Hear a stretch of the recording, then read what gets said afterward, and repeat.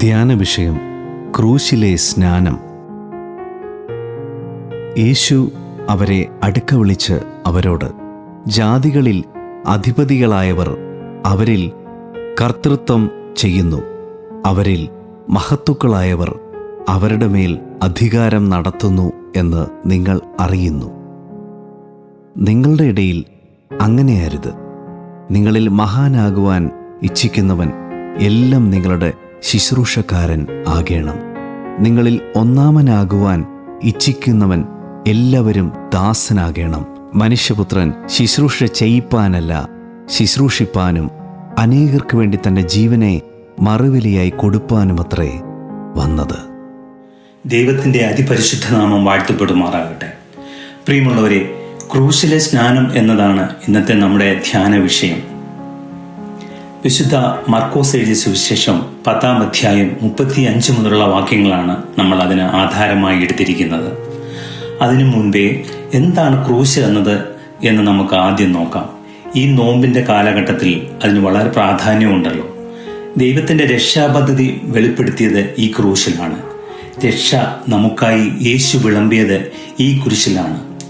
യേശു ക്രിസ്തുവിന്റെ രക്ഷാപദ്ധതി ക്രൂശിലൂടെയാണ് ദൈവം നിവർത്തിച്ചത് എന്നുള്ളത് കൊണ്ട് തന്നെ ക്രൂശ് എടുക്കുക എന്നത് ഇന്ന് ക്രിസ്ത്യാനികൾക്ക് വളരെ ബുദ്ധിമുട്ടുള്ള ഒരു കാര്യമാണ്. ജീവിതത്തിന്റെ സുഖവും സന്തോഷവും ആർഭാടവും മാത്രമായി ജീവിതം ചുരുങ്ങുകയും വിശ്വാസവും സഭയും ഒരാഘോഷത്തിന്റെ ഭാഗമായി മാത്രം നിലനിൽക്കുകയും ചെയ്യുന്ന ഒരു അവസ്ഥാവിശേഷത്തിലേക്ക് ഇന്ന് നാം ചെന്നെത്തിയിരിക്കുന്നു.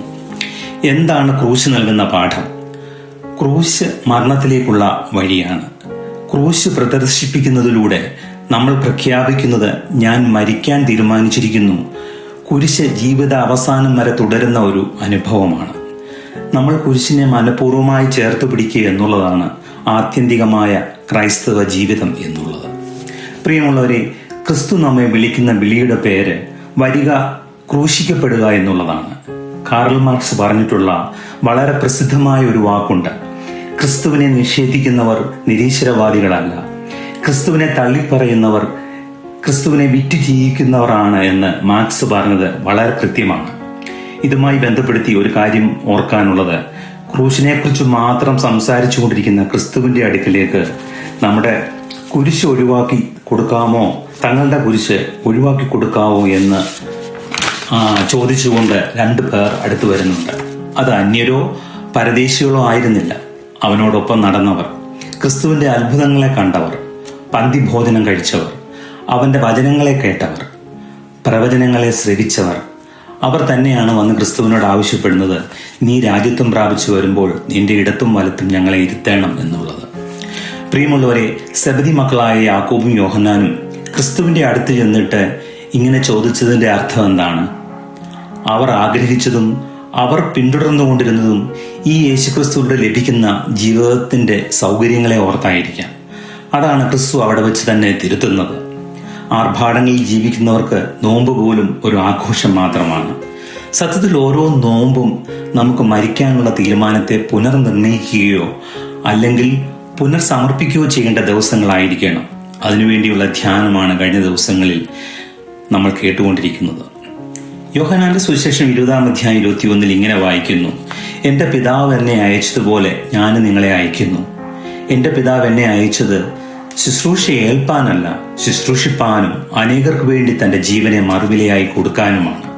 ഇത് തന്നെയാണ് മാളികമുറിയിൽ വെച്ച് കർത്താവ് ശിഷ്യന്മാരോട് പറയുന്നത്. ഇനിയും ക്രൂശിലെ സ്നാനം എന്നത് യേശു ക്രൂശിലേറ്റ മരണം തന്നെയാണ് സ്നാനം എന്ന് വിളിക്കുന്നത് കൊണ്ട് ഉദ്ദേശിക്കുന്നത്.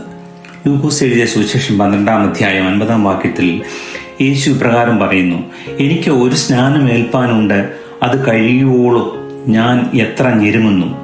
ഈ സ്നാനം യേശുവിൻ്റെ ക്രൂശ് മരണത്തെയാണ് സൂചിപ്പിക്കുന്നത്.